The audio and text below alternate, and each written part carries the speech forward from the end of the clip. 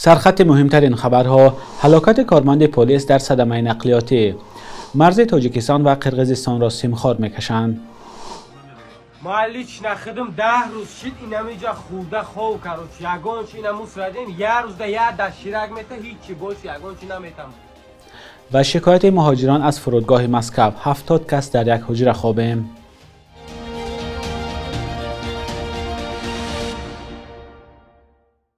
سلام بینندگان عزیز، با تازه ترین خبرهای تاجیکستان و جهان در خدمت شما هستیم. امروز 15 آگوست سال 2025 است. خدایار برهانیان، یک کارمند پلیس در پی صدمه نقلیاتی به هلاکت رسیده است. به اطلاع منابع رادیوی آزادی، حادثه 13 آگوست در حدود ناحیه بابوجان غفور و ولایت سوخت رخ داد. خدایار برهانیان، پلیسی که ففتید فرزند عالمجان برهانیان، سردار شعبه کارهای داخلی شهر بختر بوده است. ریاست کارهای داخلی ولایت ختلان به خانواده برهانیان تسلیت بیان کرده، اما به جز ذکر صدمه نقلیاتی دیگر جزئیات ندادند. طبق اطلاع دریافتی رادیوی آزادی، پلیس ففتیده زاده شهر پنجکن بود و در خوجند کار و زندگی میکرد. منابع ما میگویند که خدایار برهانیان روز 13 آگوست در راه ناحیه بابوجان غفور و در نزدیکی زمین‌های شالی به صدمه دچار میشود. این پلیس زاده شهر پنجکن است و در نظر است که روز 15 آگوست او را دفن کنند. همه ساله در راه‌های تاجیکستان صدها نفر بر اثر صدمه‌های نقلیاتی هلاک و یا زخمی میشوند. طبق اطلاع رسمی تنها در نیمه اول سال روان بر اثر 635 صدمه نقلیاتی 279 نفر به هلاکت رسیده، 224 نفر دیگر جراحت برداشتند. مقامات قرقیزستان از کشیدن سیمخوار در چند منطقه مرزی با تاجیکستان خبر دادند. حکومت ولایت بادکن قرقیزستان 13 آگوست با نشر چند عکس گزارش داده است که در عقبه کوژاکاری دهه اقصای و موضع کتتوز ناحیه لیلک سربازان به کشیدن سیمخوار آغاز کردند. به قول منبع تا امروز 62 کیلومتر مرز سیمخوار کشیده شده است. در خبرنامه حکومت ولایت بادکن آمده است که در وقت گذرانیدن سیمخوار در محله های اهالی نشین به ساکنان آگاهی داده شده است که درختان کنده می شوند، در حالی که نظر ساکنان دو طرف مرز به این کار معلوم نیست. حکومت بادکن گفته است که ساکنان از دقیق شدن مرز و کشیدن سیمخوار را خوب درک می کنند. مقامات تاجیکستان درباره علامت گذاری مرز با قرقیزستان و کشیدن سیمخوار هیچ گونه شرحی نمی دهند. مقامات قرقیز قبلا گفته بودند تا آخر امسال بیش از 400 کیلومتر مرز را باید سیمخوار کشند. مرز تاجیکستان و قرقیزستان 1006 کیلومتر است و تا ماه مارس بسیاری از قطعه‌های مرزی بحثی به حساب می‌رفتند. بارها در نقطه‌های بحثی جنجال سر زده باعث کشته و زخمی شدن ده‌ها نظامی و ساکنان محلی دو کشور شده بود. مقامات قرقیز و تاجیک گفتند که امضای سازشنامه مرزی به این بحث‌ها خاتمه داده است. سازشنامه درباره علامت‌گذاری مرزی تاجیکستان و قرقیزستان 13 مارس امسال در شهر بیشکک از سوی پرزیدنت‌های دو کشور امضا شد.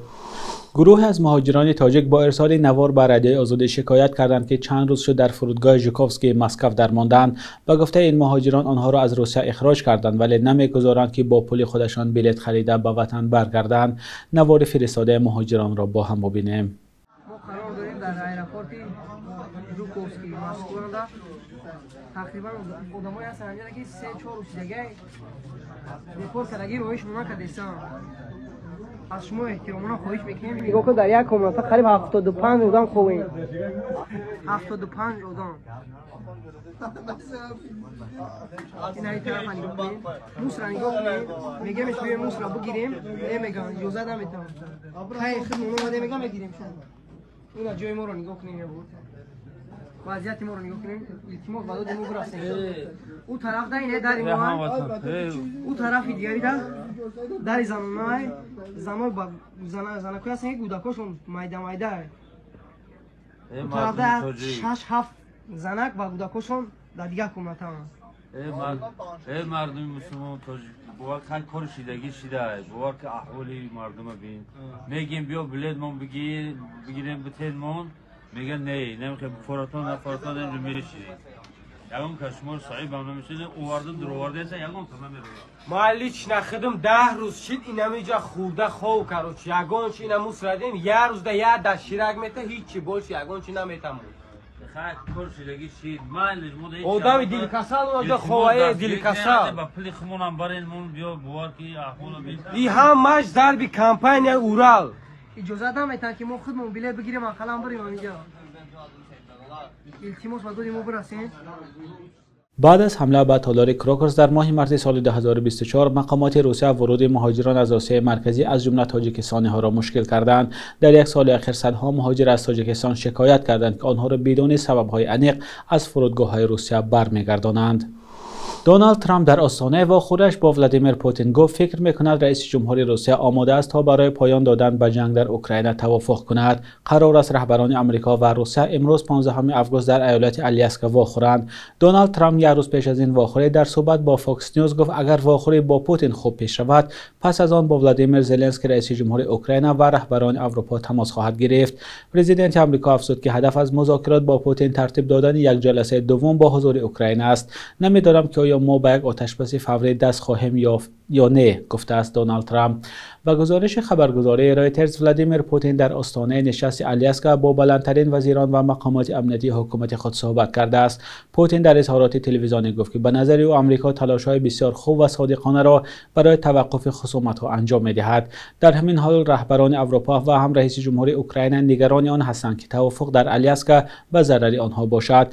کایا کالاس رئیس سیاست خارجی اتحاد اروپا 11 آگوست گفت همگونه سازش میان واشنگتن و مسکو درباره پایان جنگ در اوکراین باید موقع کیف و اتحاد اروپا را نیز در نظر بگیرد.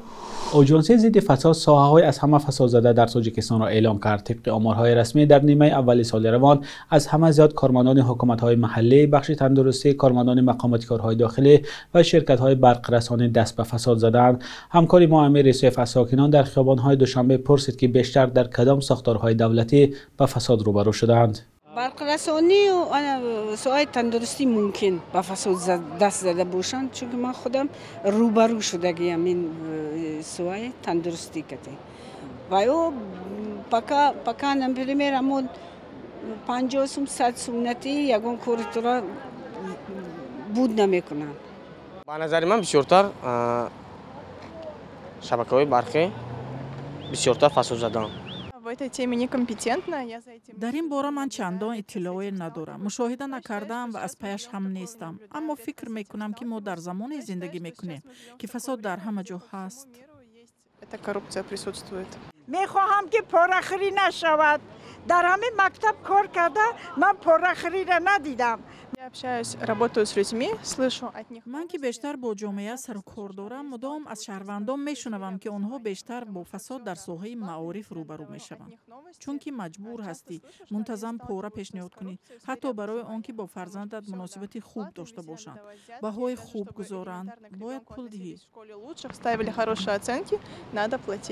طلب میکنن برای ریمونت طلب میکنن، بعد برای مکتب دیر میکنن، بومگه بیار رمیس بیار هرچی مثال طلب میکنه مکتب دام برای دیر کردگی طلبا انا ملیسا участковой قدرت میشنن پول میشنن سوداگر پول میگیرن کامپیوترای مسافر یا شای جوان پول قط میشنن امی گایی ملیسا مثال جای کارش تشکیل باشد لیکن گاگا میاین مکتبوی مورا پرویرکا میکنن.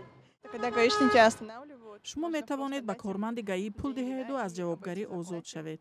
متاسفانه همین خیر. تا زمانی که فساد هست جامعه پیشرفت نمی کند. از طرف کارکنان ملیسا من ندیدم یگون بود. یک دو بار کارم غلطید. کارم به یگون و کمیته های محلی چی؟ مثلا میگیریم رایکوم، اسپاکوم، کجایی که میرن اسپرافکا و پولو. اینو راست. اینو میکنن. انا زاکس با کار من افتادگی بود. امی خیلی چند بار بعد بسیار دکومنت‌ها را غلط می نویسند. یک بار نه من یک شهادت نامه را از زاکس پامیر پورشنف 11 بار با یک شهادت نامه را 11 بار من گرفتگیم در دستم هستم. 74 تا خانه وزارت کارهای داخلی کاپیتان، لتینان، استارش لتینان تو پارکونکش شخصی کار همش باسون.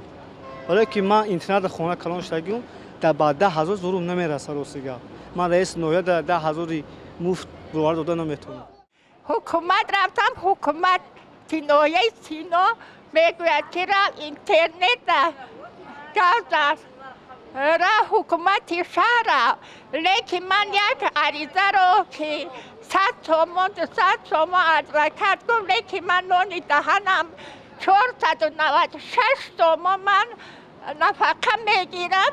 این 496 تومان هیچ چیز. جماعت رو میبینیم زمین فروشی و وزارت که پولگیری زیاد مبلغ کلان جماعت ها. دکتر دام است. دکتر دام طلب میکنه. مثال برای یه اپراسیون وای بیار ایرا بیار همش راست خوده. در سال باشه که ماشین زده که 24000 تومان در مابین 7 روز برنامه پول گرفته گرد. بعد گفتم مرد تا 7 روز زنده گفتم. بعد 7 روز 24000 کاند اشافیو و بعد 7 روز گفتن که بچه مرده گرد. بینندگان عزیز، از شما در کدام اداره دولتی پاره طلب کردند؟ لطفاً نظرتان را در زیر برنامه نویسید.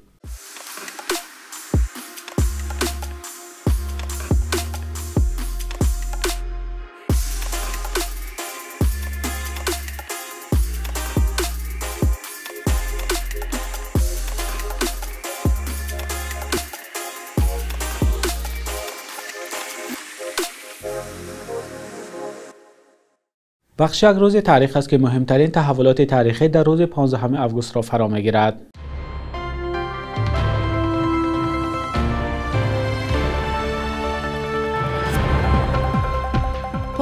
августи соли 1945 бо қарори ҳукумати иттиҳоди шӯравӣ институти давлатии дусолаи муаллимтайёркунии Кӯлоб таъсис шуд, ки баъдан ба донишкадаи давлатии омӯзгорӣ табдил дода шуд. ин муассиса дар ибтидо дорои факултаҳои таъриху филология, физикаю математика, табиатшиносӣ ва ҷуғрофиё буд ва ҳоло ин муассиса донишгоҳи давлатии Кӯлоб ба номи Абу Абдуллоҳи Рӯдакӣ ном дошта, дар он факултаҳои филология, журналистика то муносибатҳои байналмилалию информатика мутахассис омода мекунанд. мақомоти тоҷикистон моҳи августи соли 2018 симкортҳои телефонҳои мобили сокинонро пулакӣ карда, нархи ҳар як симкортро 250 сомонӣ муқаррар намуданд. дар ҳоле буд, ки дар тамоми ҷаҳон корти телефони мобилӣ бепул ё бо як нархи рамзӣ пешниҳод шуда, муштарӣ танҳо барои интернет ва харҷи суҳбату паёмакҳо пул пардохт мекунад. мақомот зарурати таъмини амният ва таҳти назорат нигаҳ доштани мухобироти шаҳрвандонро зарур донистанд. сокинон аз харҷи барзиёд ва сарсониҳои ба қайдгирии навбатии шумораи телефонҳояшон интиқод карданд. баъди 20 соли аз қудрат ронда шудани толибон рӯзи 15 августи соли 2021 ҷангиён Кобулро ишғол карданд ва бо ҳамин назорат бар аксар қаламравҳои Афғонистон дубора ба дасти ин гурӯҳи шӯришӣ гузашт. ҳарос аз ноамниву поймолшавии ҳуқуқи инсон ба вижа занону духтарон аз нигарониҳои асосии ҷомеаи мадании ин кишвар гардид. شبانه روز اخیر قرب دلار آمریکایی در برابر اسعار ملی سامانه کمی پست شده، ارزش روبل روسی باشد اندکی بالا رفته است. صبح امروز در بانک تجارتی تاجیکستان 1000 روبل روسی به 116-117 سامانه برابر است. 100 دلار آمریکایی باشد تا 925-930 سامانه ارزش دارد. بینندگان عزیز، قرب اسعار در بانک‌های تجارتی هر ساعت میتواند تغییر یابد. قرب رسمی بانک ملی تاجیکستان برای 15 آگوست چنین تعیین شده است.